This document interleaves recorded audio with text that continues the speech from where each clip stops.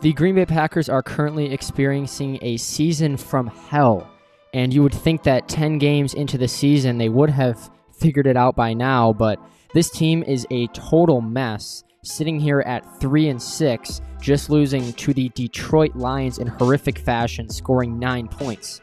This team has the same record as teams like the Saints, the Jaguars, and the Bears, which we perceived coming into the season as far less talented teams with far less potential because they just don't have the talent.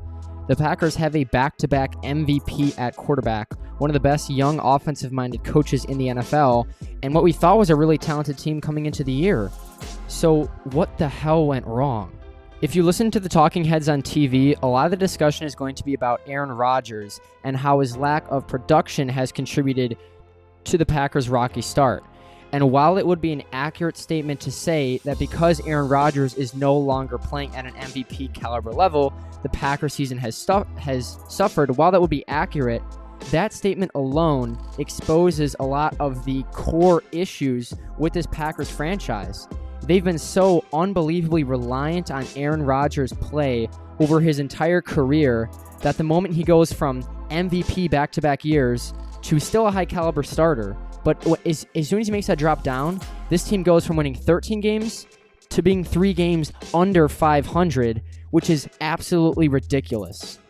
If there's one drive that encapsulates a lot of the issues with the Packers this season, it would be their second drive against the Lions last week after an Aaron Rodgers unlucky interception in the end zone. And especially on this second play, you can clearly see Rodgers is unwilling to throw the one-on-one on the right side to Lazard, so he checks down underneath. And after a Green Bay penalty, it's now a third down and quite long. And Rodgers will then target Lazard on the right-hand side, who makes an unbelievable catch and is then taken down at about the 2-yard line. Now, after this, things do get more complicated. They start out with a run that's eventually stuffed. That's A.J. Dillon on the goal line. And this play here is a major miscommunication between Aaron Rodgers and Sammy Watkins, which is important again because Aaron Rodgers has a lack of trust in his receivers. So then the Packers again go to the A.J. Dillon well, and he's stuffed at the goal line. So now you set him up in a 4th down and goal, where they rush to the line. Rodgers snaps, it's a play fake, and a absolutely horrendous interception. This is not meant to be a total defense of Aaron Rodgers. That's not the purpose of the video, but I hope that this at least explains some of the Packer issues, which can range from Aaron Rodgers not trusting his receivers to receivers missing their communication with the quarterback, whether it's running backs being stuffed at the 1-yard line, and then eventually setting up Rodgers in a almost certain passing situation at the 2-yard line where he makes a bad play. It's like, yeah, he made the bad play, but if one of those things just goes right earlier in the drive, we're not even having this discussion. And so while in the previous years, especially the last few where Rodgers won MVP, it feels like those things go right. But for whatever reason this year, the help just isn't there among Rodgers, and Rodgers isn't the MVP anymore. So you have a total mess of a Green Bay offense. Which kind of brings us into the next set of issues with the Packers, which is drive stalling, specifically around midfield.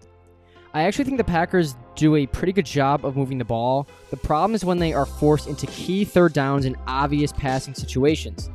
Even when this team is in third down and short, they outright refuse to run the ball with maybe their best offensive player in Aaron Jones.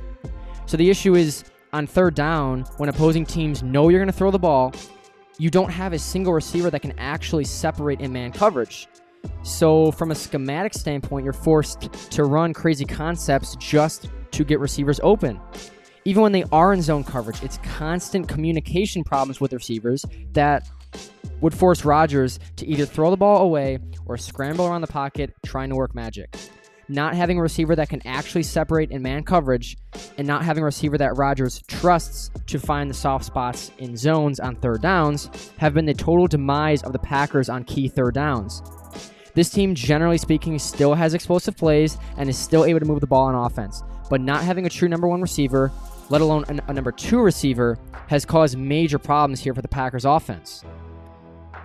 Now, we can talk about individual players and schematics, and that's all fine and great, but this is really the management that has totally failed the Green Bay Packers. It's a systemic issue starting with ownership and starting with GM. And that's the fraudulent Brian Gutekunst, who is their GM, who outright refuses to target receiver. And it is astonishing that it's 3 years now that they have not actually made a move at receiver.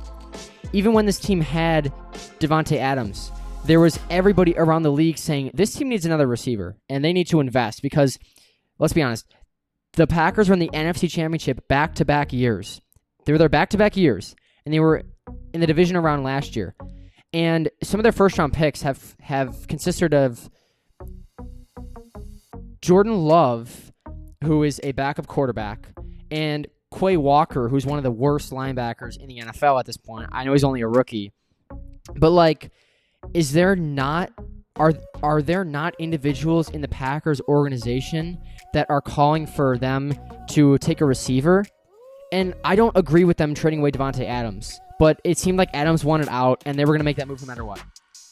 Okay, fine. But you then have to supplement that pick with another receiver.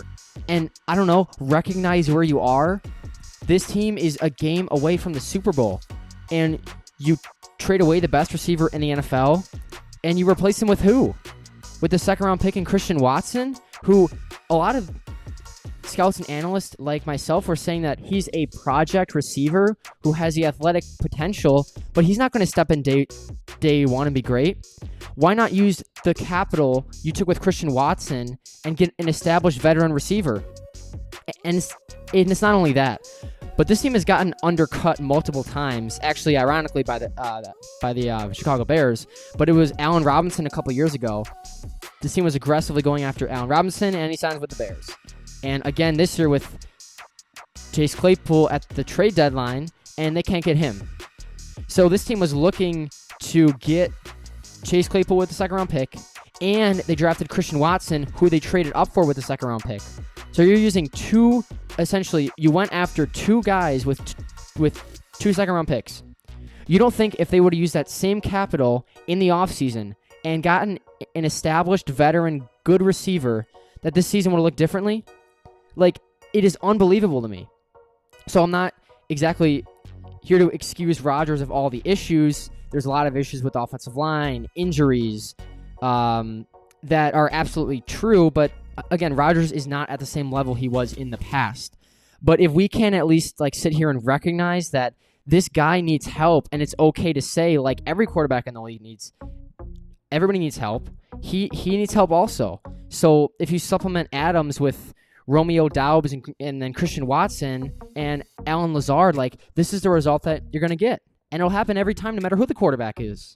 So now to try to at least put everything into perspective, I know it's a lot, but the Packers at this point are just not a very, very good team. They are 3-6 with loads of talent, with a good coach, and yet they just can't seem to get everything right.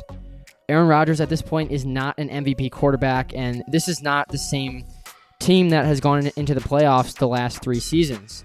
Whether it's Rodgers not playing like that MVP, whether it's injuries on the offensive line, whether it's not addressing receivers, I think this team needs to just blow everything up. You assume you have your coach. I mean, I would consider starting Jordan Love, though they never actually do that. But at this point, you're not even really playing for anything anymore because you essentially have to win out the rest of your games, and that's very unlikely to happen unless really something magical happens. It's not only a failed season by the coaches and by the players, but really by management, not addressing the issues with this team. So thank you all for watching. Let me know what you thought in the comment section below. You can like the video and share the video. That's the easiest way to support the channel. If you have any video ideas, let me know also down below, and I will see you in the next one.